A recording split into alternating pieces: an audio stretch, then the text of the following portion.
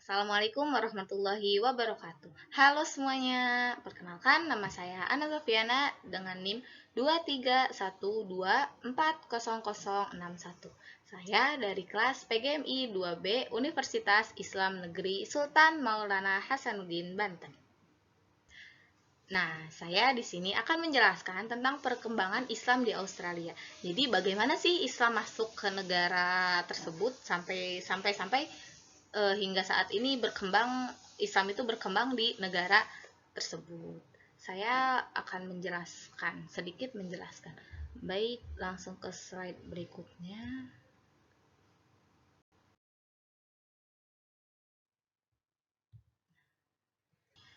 Baik, di sini Australia. Australia merupakan benua yang terletak di selat dunia. Penduduknya terdiri dari penduduk asli Australia atau aborigin dan penduduk imigran. Nah, imigran itu perpindahan dari negara lain jadi ke Australia gitu. Penduduk asli Australia atau aborigin dan penduduk kepulauan Selat Torres adalah penduduk yang telah berdiam diri di Australia selama lebih dari 40.000 tahun dan mungkin hingga 60.000 tahun. Sedangkan penduduk imigran adalah penduduk yang berasal dari gelombang migrasi atau keturunan imigran. Jadi penduduk di Australia itu ada penduduk asli dan penduduk imigran. Nah, penduduk asli itu yang lahir dari situ keturunan Australia aslinya, dan penduduk imigran itu penduduk yang datang dari negara lain untuk menetap di Australia, perpindahan antara negara gitu ya, guys. Oke, langsung saja selanjutnya.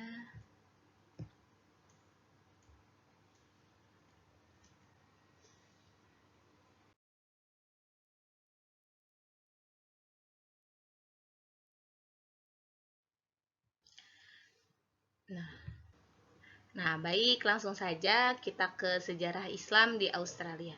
Nah, Islam memang bukan merupakan agama mayoritas yang ada di Australia. Nah, jumlah total umat Islam di negara Australia itu atau disebut dengan negeri kanguru tersebut yaitu hanya ada 500.000 atau sekitar 3% dari jumlah penduduk total. Penduduk total yang ada di negara Australia itu kira-kira sebanyak 24 juta. Islam telah menjadi bagian dari kehidupan warga Australia. Islam juga menjadi bagian sejarah dari negara berpenduduk asli bangsa aborigin itu. Lanjut. Sejarah Islam masuknya Islam di Australia juga disebutkan dijelaskan ada di dalam museum, salah satu museum di Australia yaitu di Islamic Museum Australia, tepatnya berada di Victoria. Oke, lanjut saja langsung selanjutnya. Oke, sejarah Islam di Australia. Mohon maaf, ini salah. Islam pertama kali dibawa oleh para pelaut dari Makassar, dari Indonesia ke Australia. Mereka mendarat di Australia bagian utara sekitar tahun 1700-an atau pada abad ke-17 Masehi. Nah, kontak langsung antara Muslim dan bangsa aborigin itu dimulai dengan datangnya nelayan Makassar untuk mencari teripang yang di daerah Arnhem Land di pesisir pantai utara Australia atau di sekitar Northern Territory. Nah, mereka itu datang pada bulan Desember dan menetap beberapa lama di Australia untuk memberi tripang dari penduduk asli. Nah, jadi awal mula masuknya Islam di Australia ini berawal dari warga Indonesia, tepatnya di wilayah Makassar, itu datang ke Australia. Para nelayan Makassar itu datang ke Australia untuk mencari teripang, dan para nelayan Muslim dari Makassar itu datang ke pesisir pantai Amerika untuk membeli teripang. Lalu para nelayan Makassar itu berkontak langsung dengan negara di Australia. Nah, kontak langsung para nelayan Makassar itu dengan warga Australia tidak bisa dihindarkan. Mereka kontak langsung secara fisik. Jadi seiring mereka lama berinteraksi, jadi Islam itu mulai jadi warga Australia itu mulai agak tertarik untuk masuk Islam.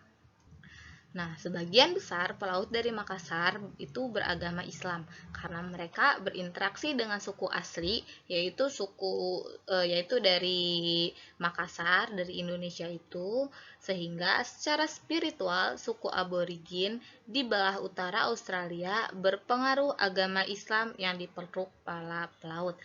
Jadi dengan datangnya orang-orang para nelayan Makassar itu membawa pengaruh besar dalam warga Australia. Dengan itu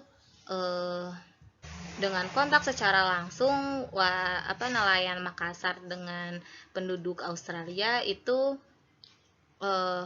para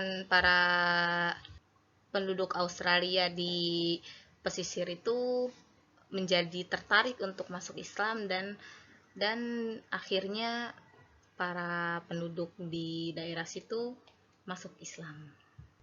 Oke, lanjut.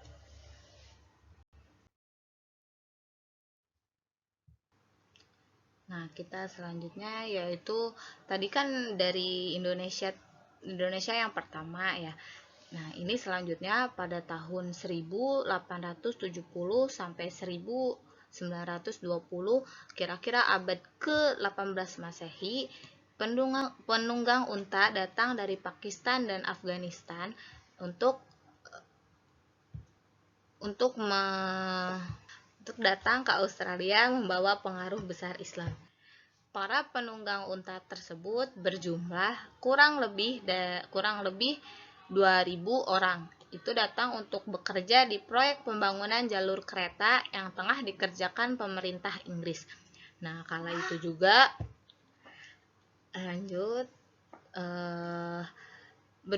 berjumlah kurang lebih dari 2.000 orang itu datang untuk bekerja di proyek pembangunan jalur kereta yang tengah dikerjakan pemerintah Inggris. Nah, kala itu unta itu dianggap sebagai hewan yang sangat berguna untuk dijadikan alat angkut material. Para penunggang unta berada cukup lama di daratan Australia, sehingga mereka banyak membawa pengaruh spiritual. Bahkan, masjid pertama di Australia itu didirikan pada masa itu. Nah, di Australia tersebut, para penunggang unta itu disebut dengan sebutan camelers. Nah, para penunggang unta ini berada cukup lama di negara Australia. Jadi dari orang-orang Pakistan dan Afghanistan itu datang ke Australia itu dengan menggunakan unta. Di mana pas mereka datang itu di Australia sedang membangun proyek yaitu jalur kereta.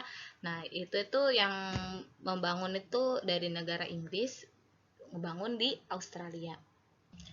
Nah, para pekerja-pekerja di jalur kereta tersebut itu sangat membutuhkan sekali tenaga unta untuk membantu pekerja-pekerja itu dalam mengangkut material. Jadi unta tersebut itu sangat berpengaruh banget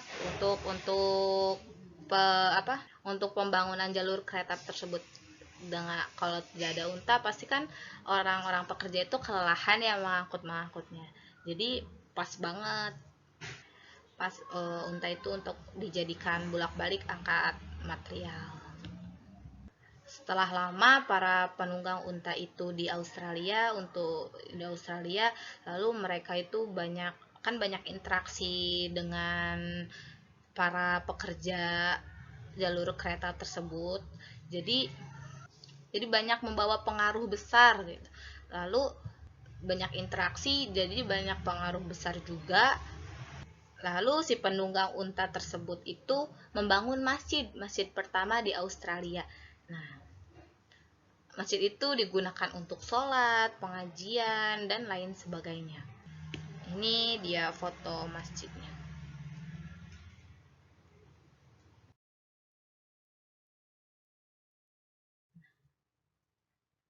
Kira-kira seperti ini ya masjid pertama yang ada di Australia untuk para pekerja lah umumnya, khususnya. Umumnya untuk semua kalangan yang beragama Islam di negara Australia. Tepatnya di penduduk asli sekitar situ. Kira-kira masjidnya seperti ini. Jadi kalau dulu tuh masjid seperti ini tuh terlihat sangat bagus. Yang penting nyaman untuk dijadikan tempat sholat, tempat beribadah orang-orang Muslim. Dari segi material, ini masjid ini dibangun dari kayu, terus pasir gitu, terus atapnya itu menggunakan apa ya? Kalau di sini tuh kayak atapnya itu kalau di sini sebutannya belarak. Jadi belarak itu daunnya pohon kelapa gitu yang atasnya itu bisa dibuat lidi. Nah, ini dijadiin buat atap. Ini sepertinya di daerah pesisir banget ya. Kita lanjut saja ke slide berikutnya. Nah, selanjutnya datang lagi nih. Lanjut lagi orang-orang muslim itu datang lagi ke Australia. Nah, ini beda, ini imigran dari negara lain yang menjadi penduduk Australia. Nah, pada tahun 1900-an atau sekitar abad 19 mungkin, Australia itu mulai didatangi buruh imigran dari beberapa negara di Timur Tengah dan Afrika. Nah, para imigran itu kebanyakan berasal dari Turki, Albania, Bosnia, dan Lebanon. Jumlah imigran yang terus bertambah seiring berjalannya waktu itu membawa pengaruh yang sangat besar di Australia. Sehingga Islam itu terus berkembang di negeri kanguru tersebut. Dan hingga saat ini Islam merupakan agama yang perkembangannya cukup pesat di Australia. Jumlah pemeluk agama Islam itu terus bertambah dan jumlah masjid dan sekolah-sekolah Islam pun terus meningkat di negara tersebut. Jadi imigran dari luar negeri datang ke Australia itu beragama Islam. Jadi orang-orang yang berada di Australia itu yang tidak beragama Islam jadi ikut-ikutan dengan adanya interaksi atau pertemanan antara orang Islam dengan orang yang beragama lain. Jadi penduduk Australia itu mungkin tertarik dengan melihat penduduk dari negara lain yang beragama Islam, jadi mulai tertarik. Nah, mulai masuk Islam lah pada saat itu. Jadi imigran tersebut juga membawa pengaruh besar dalam perkembangan Islam yang ada di Australia. Oke, kita lanjut ke slide berikutnya.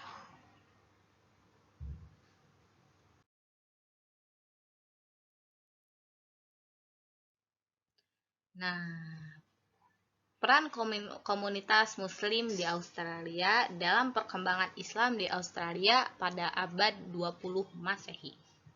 Ya, sebelumnya tadi para imigran juga kayak membangun sekolah-sekolah Islam, masjid-masjid Islam. Jadi, sekolah-sekolah Islam dan masjid-masjid Islam di Australia itu makin banyak dengan dikembangkannya oleh orang-orang Islam yang ada di Australia. Nah, ini peran komunitas muslimnya. Ada apa aja sih? Ada pembentukan, yang pertama itu ada pembentukan organisasi Islam. Ini juga membuat Islam semakin berkembang di negara tersebut dengan adanya organisasi-organisasi Islam ini. Nah, apa saja sih organisasi-organisasi Islam tersebut? Yang pertama itu ada AFIC atau Australian Federation of Islamic Council. Nah, AFIC ini dibentuk pada tahun 1976. Nah, AFIC ini merupakan bentuk organisasi Islam yang bertaraf nasional. Organisasi ini membawahi Dewan Islam yang dibentuk di tiap negara bagian Australia, dan setiap dewan terbentuk dari sejumlah perkumpulan Islam. Status mahasiswa asing Muslim yang sedang belajar di universitas-universitas Australia membentuk Federasi Asosiasi Mahasiswa Muslim Australia atau AFMCA, yang mana federasi ini masuk ke dalam status sebagai salah satu dewan Islam. Hal ini dikarenakan mahasiswa Muslim ini dianggap istimewa dan sangat penting dalam perkembangan Islam itu sendiri. Nah, rata-rata anggota organisasi AFIK ini itu mahasiswa. Nah, di dalamnya itu membentuk federasi juga yang dinamakan AFMCA. Mengapa membentuk organisasi ini? Karena di sana itu orang-orang Islam, orang-orang Muslim itu dianggap istimewa oleh penduduk atau oleh atasan, oleh penduduk Australia dan juga oleh universitas. Jadi mahasiswa-mahasiswa Muslim ini dianggap istimewa.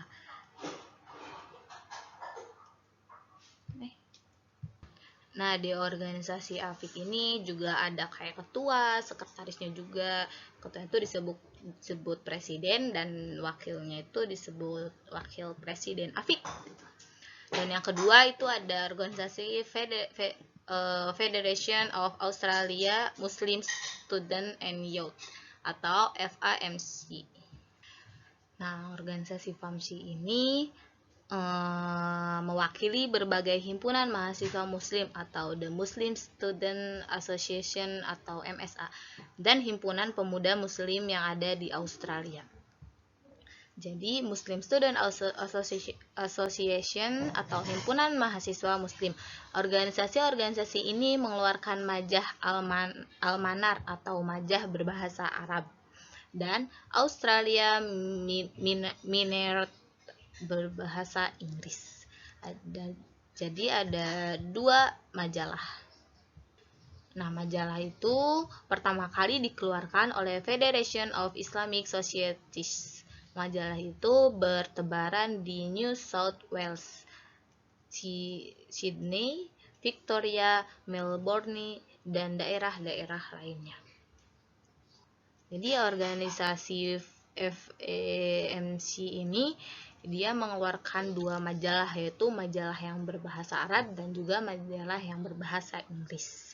Selanjutnya yang ketiga ada organisasi Muslim Women Center atau MWA. Muslim Women Center ini atau Pusat Wanita Islam adalah organisasi Islam yang didirikan dengan tujuan untuk memberikan pelajaran keislaman bagi kaum wanita. Organisasi ini juga aktif dalam menyelenggarakan pertemuan Islam dan berbagai kegiatan sosial yang konstruktif. Selain itu, organisasi ini juga menerbitkan majalah bulanan yang isinya memuat tentang Islam itu sendiri, pengertian dan hakikatnya, dan juga kisah tentang masuknya mu'alaf wanita Australia yang berlatar belakang Kristen dan hal-hal yang berkaitan dengan Islam dan Muslim. Jadi banyak sekali pelajaran-pelajaran yang diambil dalam majalah yang dikeluarkan oleh Muslim Women Center tersebut. Nah, organisasi ini juga selain memberikan pemahaman tentang Islam kepada kaum wanita, organisasi ini juga membantu kaum wanita untuk belajar bahasa Inggris, terutama bagi mereka yang baru datang ke Australia dan memiliki kemampuan bahasa Inggris yang kurang. Untuk memudahkan mereka hidup dan bergaul dengan warga Australia yang rata-rata menggunakan bahasa Inggris atau mayoritas berbicara bahasa Inggris, dan terkadang untuk mempermudah saat mencari pekerjaan. Jadi pekerjaan di sana itu menggunakan bahasa Inggris karena bahasa mayoritas di sana itu bahasa Inggris. Jadi seperti itu. Itu adalah organisasi Islam yang ada di Australia. Kita lanjut slide berikutnya.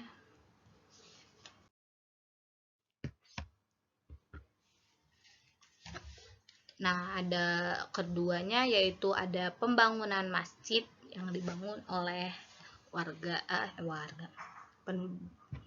penduduk Islam yang penduduk Australia yang beragama Islam. Nah, untuk mempermudah dalam hal ibadah, komunitas muslim mendirikan beberapa masjid di tiap daerah yang menjadi permukiman imigran muslim tersebut. Masjid ini tidak hanya saja berfungsi sebagai tempat ibadah, juga berfungsi untuk mengorganisir komunitas muslim yang ada. Masjid ini juga biasa dipakai untuk pengajian tentang keislaman, pendidikan Islam, dan juga perayaan-perayaan hari besar Islam seperti Isra Mi'raj Nabi Muhammad dan lain sebagainya. Nah, pembangunan masjid ini itu tergolong tidak mudah dilakukan di Australia karena setelah proposal perizinan pembuatan masjid disampaikan ke balai kota, mereka akan meminta persetujuan dari masyarakat sekitar untuk menyampaikan keberatannya dalam tempo waktu 21 hari. Jadi tidak mudah untuk membangun masjid-masjid di daerah sono. Harus melalui tahap perizinan dari balai kotanya, perizinan dari warga-warga setempatnya juga. Lalu kita lanjut ke slide berikutnya. Yang ketiga, ada pembangunan pendidikan berbasis Islam. Komunitas ini tidak hanya berperan dalam upaya pembangunan sekolah-sekolah yang berbasis Islam, mereka juga berperan aktif dalam mengembangkannya. Dalam upaya pengenalan dan perbaikan citra Islam di Australia, mereka tidak hanya memperkenalkannya lewat sekolah, tetapi juga lewat hal-hal yang menarik seperti pameran, seminar, dan lain sebagainya. Jadi tidak hanya di universitas atau sekolah-sekolah, tapi mereka itu mengenalkan Islam itu lewat pameran, seminar, dan lain sebagainya untuk anak-anak remaja dan untuk anak-anak dan untuk remaja. Nah, contoh dari pengembangan pendidikan berbasis Islam ini adalah seperti apa yang dilakukan oleh komunitas Syid. Setiap hari Sabtu mereka menggelar pembelajaran untuk anak-anak dan remaja. Anak-anak dan remajanya itu kurang lebih ada 100 orang, dan yang aktif itu secara religius itu kira-kira sekitar 80 murid. Jadwal kegiatan pendidikan dimulai dari pukul 10.30 atau setengah 11 sampai pukul 12 siang. Dengan materi membaca dan menulis Al-Quran. Baik, terima kasih. Itu saja yang dapat saya sampaikan, saya jelaskan. Kurang lebihnya mohon maaf jika ada tutur kata atau penjelasan saya yang salah, mohon dimaklumi. Sekian dari saya, wallahul muwaffiq ila aqwamit thoriq. Wassalamualaikum warahmatullahi wabarakatuh. Bye.